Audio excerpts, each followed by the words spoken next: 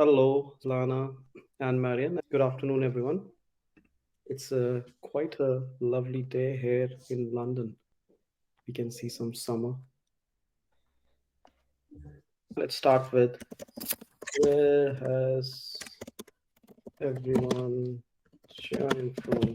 London, Texas, lovely. Sheffield, nice.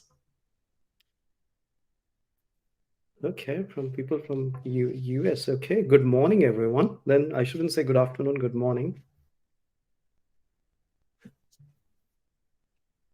Oh, Nigeria, lovely. Cool, let's get started. So, first of all, I'm Sharad, founder and CEO of Centisum, and your host for today's webinar. So, we are going to discuss a very interesting topic, very dear to all the support people, which is CSAT. First of all, is CSAT limited to support, or has it got wider implications to products and operations? But first, let's start with introductions. Marion, you want to go first? Yeah, sure. So my name is, I'm the quality team leader at Wallapop. It's a platform to sell second-hand products. It's kind of Craigslist. But with like you can send your product via the app and everything. Our main market is Spain, but we are also in Italy and Portugal. Our customers sell the stuff that they don't use anymore. They sell it through the app to someone that is living like a few kilometers from here. My team is in charge of everything related to customer satisfaction, quality of our service, and also processes for agents, like building on and improving the processes. I've been working on customer service for about 10 years as an agent, quality agent, and then I've helped building two quality departments at another company called Letgo, and then now at Wallapop, where I am since 2 years now. Thanks, Marion. Svetlana, over to you. Hi, everyone. Nice to see you all. My name is and I'm the Support Excellence Lead at Miro. For those of you who don't know, Miro is a visual collaboration platform that helps remote teams in office and also hybrid teams collaborate across different time zones, formats, tools, and channels. My team is responsible for everything in customer support that is not business as usual, starting from setting up the strategy, OKRs, KPIs, headcount plans, but also the tooling, new systems, analytics, and a big part of that is quality assurance and enablement training for the team. I've been at Miro for 1.5 years, but I've been in customer support also for around 10 years. I just realized today, with the last 8 years, I've been dedicated to doing things around customer support. I've worked in big corporations as well as startups, and I've always been very passionate about customer centricity. So I'm very excited today to talk about CSAT because that's a great way to show customer centricity for an organization. Perfect. Thank you so much, both of you. Let's get started with our first topic, which is CSAT relevant just for the support teams, or has it got wider business implications and importance to different teams? So let's start with Svitlana. I know CSAT, obviously, every support teams kind of breathes CSAT on a daily basis. But at Miro, if I'm not wrong, in our last conversation, you mentioned it is seen one of the North Star metrics. Do you want to elaborate on that? Of course. Indeed, CSAT is a metric that is shown and discussed with the whole organization, especially during customer experience, all hands meetings, monthly meetings. CSAT is a metric that really shows the company the health of the customer sentiment, at least from the customer support perspective. We all know that CSAT is not only related to the work of the agents, it's much bigger than that. So every team has their own really key metric. A couple of teams have more than one, but for support, it's CSAT. The reason that we use it as a North Star metric is to make sure everyone in the company feels responsible for this metric. Everything that every team does ends up with the customer. And if an issue comes up, of course, it ends up with support, and it's not just their work that contributes to the score. And one of our key values is empathy. This is, of course, empathy towards each other, but also towards the customer, and making sure that we can put ourselves in their shoes and make sure their journey is as successful and easy as possible. Interesting. And for a metric like CSAT to be kind of one of the North Star metric, what kind of buy-in do you have from the leadership? We are very proud to have a very high CSAT score. Mm-hmm. It's been above 95 for most of the year. And honestly, it's a way to, like, showing it to the company as a way to celebrate support. Right. And kind of, yeah, I'm proud to say customer support is treated like one of the, I would say, most stable and, yeah, it's kind of successful teams that is really maintaining that high quality, high CSAT. And coming back to your question, if it goes down even like to 92 or 93, there are always questions why. So we do, of course, a monthly analysis of the actual comments, the actual responses. So the leaders feel very, yeah, I think they feel like it's a celebration because it is high, but also they keep a close eye on it and always ask us questions like, what is this connected to? Is there something we can do to help with this issue? Got it. Got it. That's very helpful. And before I pass the mic to Madden, we have a question from Nick. What do you find driving your high CSAT score? Many things. I think the fact that the product is, in my humble opinion, amazing, and our customers really seem to like using it, and we really don't see that many issues or bugs. Of course, things happen, but overall the product quality is good, and I think most issues that customers have get solved very quickly. Of course, that's the number one thing, but also agent empowerment. Let's say the element that we have the most control over in support and in support excellence, it's one of the key things that my team focuses on, is giving the support all the tools they need to be successful and giving them motivation and building a culture around CSAT where every agent really feels responsible. And yeah, I think it's really about empowerment. Agent empowerment is the key, at least when it comes to the sphere of influence that support has. Got it. Thank you. I hope that answers your question, Nick.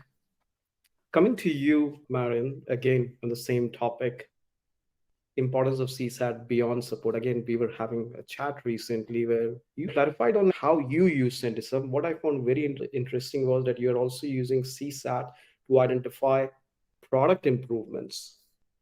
Yes. So we do use CSAT quite diligently in the way that we don't just take like this general CSAT. We divide it into many pieces. It means, for example, we divide our CSAT by topic, by contact reason, automatic versus manual answers, the CSAT of our pre-written answer. We try to divide the most we can, so we can exactly point out where is the CSAT or increasing or decreasing.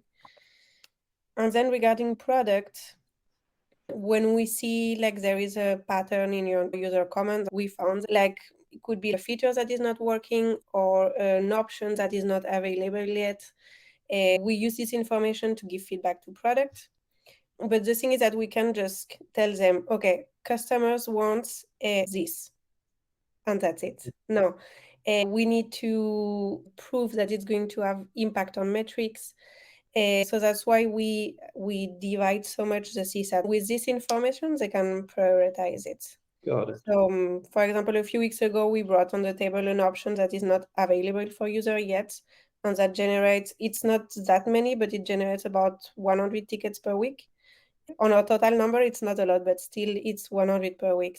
So we presented all the data, and now they're working on it, and it should be available on the next few weeks. So it's a good example. Nice. Yeah. It's so interesting. Like because we are working with so many brands, and we find it, I think almost with every brand, that when we go into the drivers of CSAT, it's never agent experience alone, right? There are so many kind of other drivers, especially product drivers, operational issues. And so I think that that's so interesting. How do you also balance agents being scored on CSAT when you have like so many different drivers? It's not just dependent on agent experience, it's product experience, operational experiences. Who wants to take this one?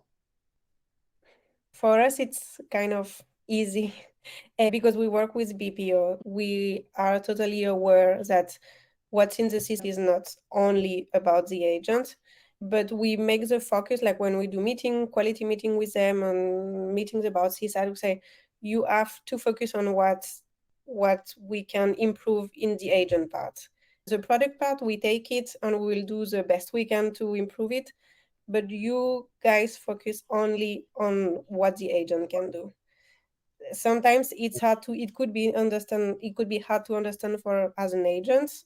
I think we all Yeah. lived it at some point, but yeah. Svetlana, what has been your experience?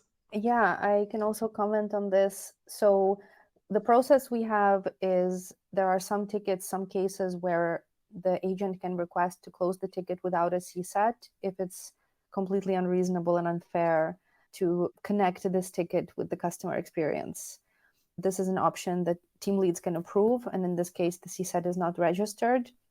That's one on one hand. On the other hand, all the other tickets, even if they are product or customer success or sales or anything else, we still take it into account because a good customer experience, a good relationship in the ticket with the customer can make a big difference. And very often customers do understand this. So obviously we also do have a very detailed analysis and see what exactly are these tickets related to. If it's above a certain level, then everyone gets an extra bonus. If it's at a certain level, then there's no change. And if it's below, actually, there's a deduction of the bonus, but that rarely happens, luckily. Got it. Got it. Very interesting. Let's take an audience questions. We have a question from David. Question is, how do you collect your CSAT ratings? Is it only after a ticket is solved, or other sources like experience surveys? Maybe Svetlana, you can take this first, and then I'll come to Marin. We only do CSAT surveys, nothing else. I also saw a question about NPS, which is an incredible source of information about everything that's happening in the company. But NPS is not owned by support. In Miro, there are companies where NPS is a support metric, which Yep. makes sense to me, also depending on the business. But yeah, we only look at CSAT surveys. It's the same for us. Only CSAT survey and only after a ticket is closed. Okay, interesting. Since you already read this question, Svetlana, let's take this. The question is NPS not a better metric than CSAT to drive customer loyalty from improved experience? Yes, it is a better, it depends for what. I love NPS. I think NPS is a great way to, again, holistically see how customers feel. I think NPS also has a higher response rate usually. And there are teams that analyze our NPS in detail, but for support specifically, CSAT does serve as a mechanism to see what the quality of the support is like and how the agents are performing. So for our purposes, CSAT is a good way to show, the satisfaction with the answers, the knowledge that we have, verify if the knowledge is correct, verify if the quality is correct. When it comes to customer loyalty, there are many other ways to measure that and look at it from different perspectives. Yeah, NPS is one of them, and I love yeah, it. absolutely. Marin, do you have an opinion on No, NPS? I agree. I agree with, and I think for the way we use it at Wallapop, the way we categorize and divide and everything on the CSAT, it's easier to do it with CSAT. Got it, got it. Yeah, I think that's true for any metric, especially survey-based metric, whether it's NPS or CSAT or any of the survey. It depends how do you use it, for what purpose, what questions you're asking, what are you really doing with those analysis and results, and how do you combine different metrics basically. This brings us to the next point of discussion, which is the limitations of just looking at CSAT alone. Let's start with Marion. What's your take on limitations of CSAT? I mean, we never really rely only on CSAT because it's closely related to several other metrics on events. The biggest limitation, I guess, I mean, on mostly in our case, when you deal with like customers that are not professionals, is that they will almost, not always, but they will most of the time evaluate the wall experience instead of the agent attention. For example, in our case, if they had a long-term issue because a shipping carrier has failed and it's not our fault, even if the agent does a perfect job, show a lot of empathy, did a lot of follow-up, they did a great job, the experience is not good because it was long and painful, and they will probably leave a bad CSAT. And another limitation is that when you check CSAT, you have to check also what is happening in the company. So, for example, an example, it's August, and we have a lot of people in vacation. We work with a lot of shops that received packages and everything. On these shops, they go on vacation. Maybe they don't close their shop on the app, so no one knows they're on vacation, and this like will generate CSAT. So we have kind of a table on graphics where we put like all the events versus CSAT, so we can see, like, for example, I don't know, in July we had 15 events. It can be a failure or something we have launched.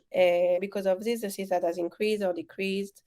So it has to be related always with what's happening in the company.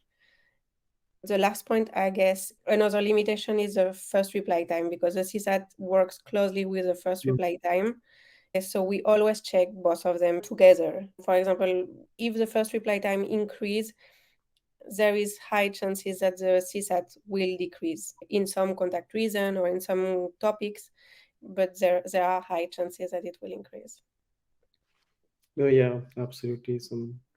I agree. This is where we at Centisum strongly believe in that support conversations, CSAT surveys. They have such interesting insights for so many different departments in the company: logistics, operations, and products. Hence, it shouldn't be looked at just like an agent experience. It needs to be shared with different teams, because unless you fix the root cause, you're never going to fix the low CSAT, right? So product issues, operational issues. So Tana, what's your take on the limitations? The one that just came to my mind when we were speaking is that CSAT is used as a key metric for so many different industries. You cannot compare CSAT for a physical product company to a software company, Right. a B2B business to a B2C business. It's just very different the way CSAT is treated in different companies. So this is a limitation. I believe perhaps we need to get more creative as a customer support field in actually evaluating the satisfaction of customers in different ways. I know some companies also use customer effort score, which is very interesting, but it doesn't work again for every industry. But I agree with also what Marion said, that it's not a single success metric. It needs to be looked at holistically with SLA adherence, with the handling time that the agents have, with the number of replies, and definitely with the quality score of the agent reviews. This is a limitation, right? It's not, we can't have one metric that shows us how well we're doing, even though our business that look at it that way beyond support, because it's easier. Another limitation is for us, and I'm sure it's the same for many others, the response rate is fairly low. It's around 7 to 8%.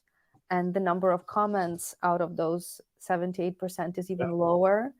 So we do not get that much insight.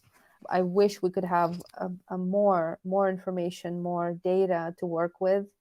So it's not enough for us to really understand the sentiment on one hand. On the other hand, it's not enough to make a difference business-wise, because also, as Marion pointed out, for any other team to make a difference, to make a change, you need to provide numbers. So if you had one example, even if it's a very critical one, they will say, oh, how many do you have? How often does this happen?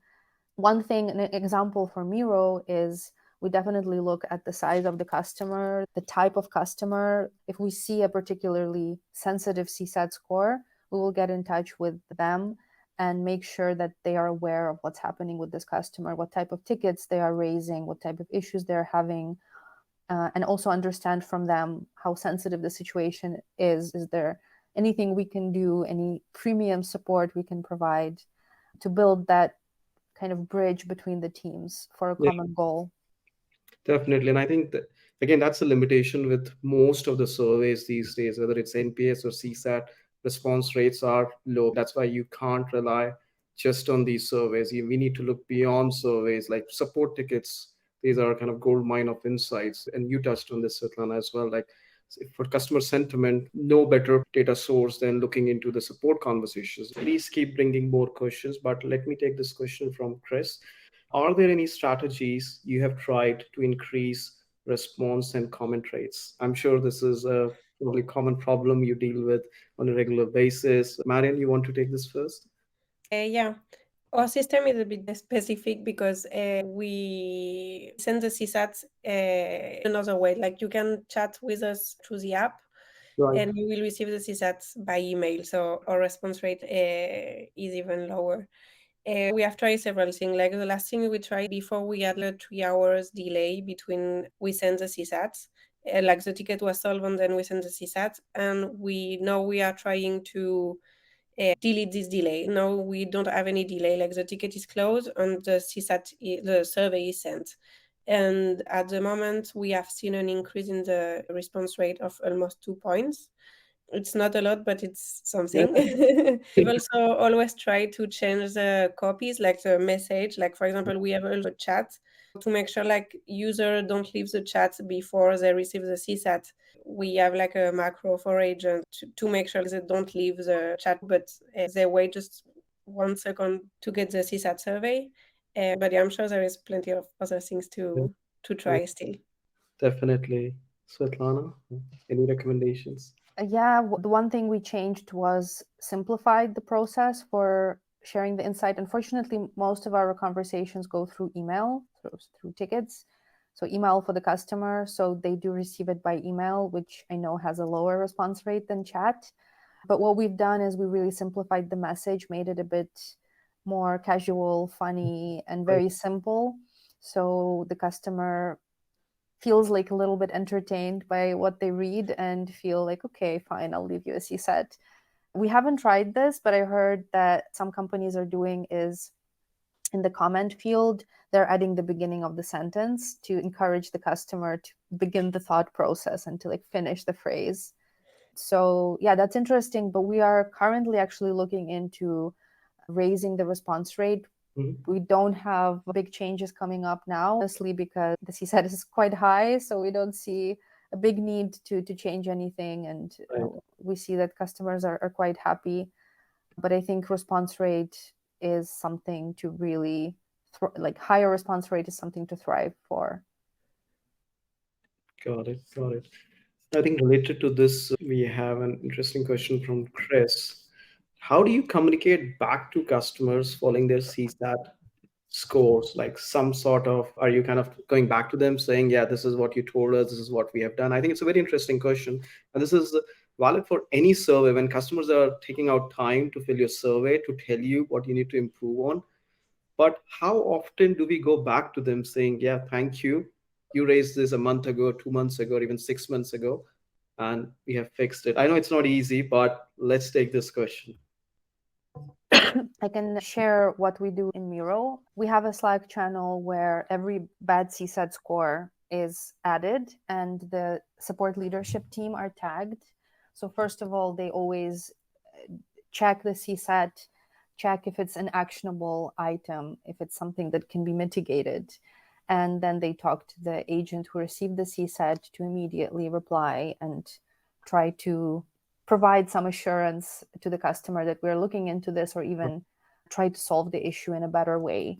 The team actually look at this channel themselves because, again, first we have the benefit of not receiving that many CSAT scores, so it's easier to analyze. For a much bigger scope of tickets, this is more difficult.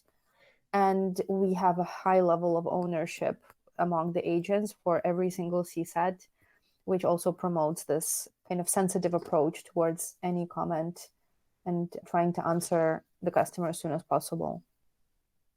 Yeah, I agree. I think customers definitely deserve a response if they are giving some constructive feedback. Cool. So now let's kind of touch on the final point of discussion. So let's discuss the third point. Both Marion and Swet, you have been in support for almost a decade. You both have worked as agents, as team leads, you have managed teams, you have managed CSAT programs. So let's start with what would be your recommendation to our community when it comes to CSAT. Let's start with Lana. What would you recommend to our audience? How should they manage CSAT? What are the things they need to be mindful of? I'm all about agent empowerment. The agent, the internal employee satisfaction is directly linked to CSAT. If the agent is truly owning the conversation with the customer, they will do their best to make sure that conversation leads to a good outcome, even if the issue itself is not solved, which can be the case. So making sure agents are happy, that they understand what they can do to change the CSAT, to improve in the future is number one. We have to give the agents the right tools is a contact methodology that we've implemented that we call the burger. So this is the way that any conversation with a customer should look like, all the elements of a burger to make sure that it's a well-rounded meal. So it always starts with a good opening and a good closing. Those are the buns. And then we have the solution, which is the meat or the vegan patty. And then there are always the other elements that really make that conversation satisfying, efficient, effective. So there are like acknowledging the customer issue, showing empathy, sharing follow-up actions. If this doesn't work, this is what you can do. Explaining the next actions very clearly and sharing any additional information. And we also have the sauce, which is the wow factor.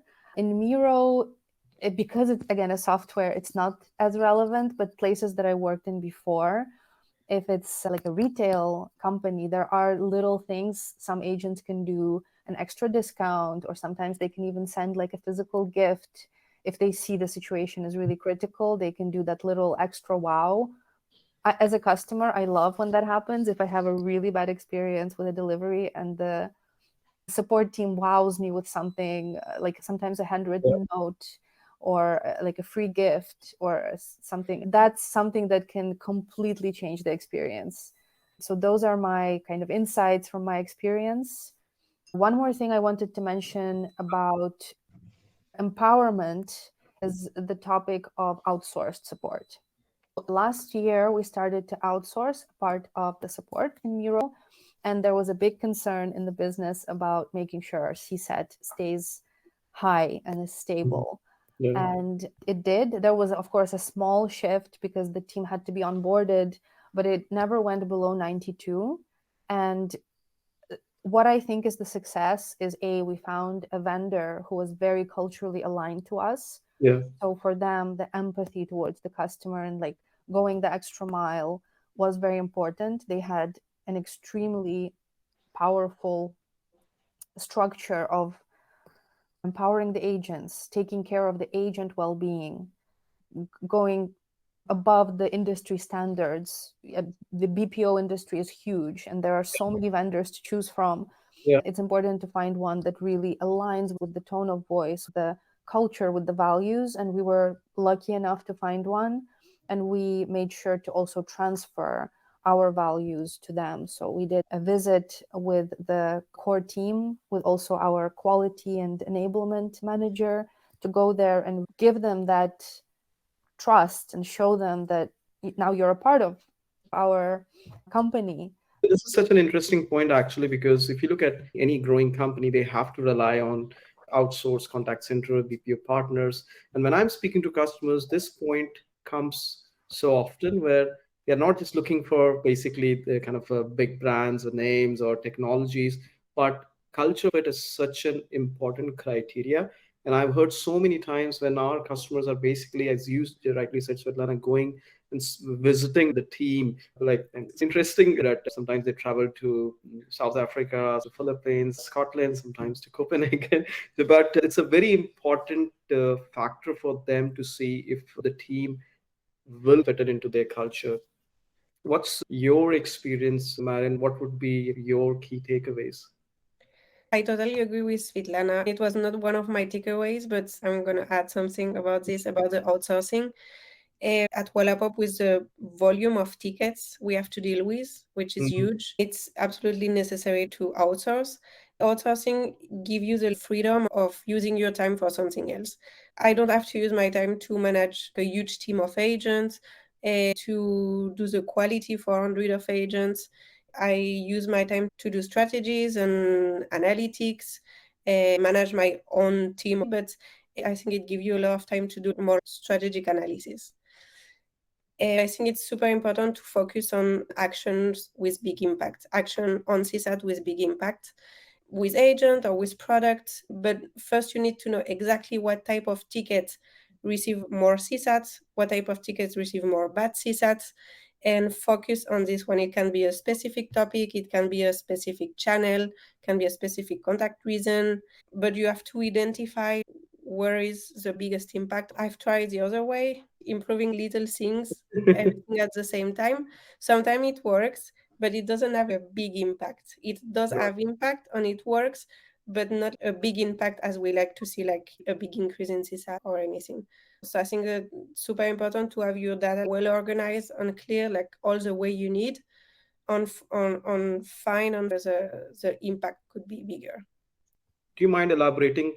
How do you do it on a day-to-day basis? And how do you get other teams involved? Mhm. One of the biggest topic where we receive CSAT reviews, the biggest volume of CSAT reviews, it's about like a refund. A Right. refund is like a big question for a user, and it's normal because it's Yeah. about their money. So we have done analysis about this. We know it's the biggest topics on CSAT where we receive most of the reviews, so we have to work on it. We are reviewing all the processes for agent. We are going step by step to see where we can improve, where we can shorten some steps and make the user happier, Right. make the processes less complicated for user and for agent. As I was saying before, I think like we try to focus on what we can do on our side, and then we have a part for products, but first we focus on what we can do inside the customer support. Thank you so much for sharing that. Let's look at some questions. Oh, we have a question from Kirsty, which is, how do you set a target for CSAT? Is it based on benchmarks? Who wants to go first? Yeah, I can go. It's Sure. for us, it's very easy. It's based on the past data. Seasonality is not a big is not a big subject. We don't see CSAT going up or down that much. So it's really based on the past data. And for you, Marion? We also use past data, but for us, the seasonality is huge. So we try to set CSAC targets for every quarter. Is it even possible to have benchmarks for CSAT? I mean, a bit, but not super precise. I mean, on our business, like second-hand platform, it's super Yeah. hard to get benchmark this. Yeah, because I think there's so many different industries, B2B, B2C within commerce, retail, travel, tech. Like, A space to to go from, you should really look at the insights of your CSAT. I've worked in companies in the past where most of the CSAT was not about the agent experience. The agents were doing their absolute best, but the experience with other things were just so frustrating that they could not bring themselves to leave a good CSAT. They would even mention in the comment, like, the support was great, but I got such a bad experience that I can't give a thumbs up or a 5 rating. So a benchmark for me doesn't make a lot of sense, and really looking at your own data. It's like comparing yourself to others.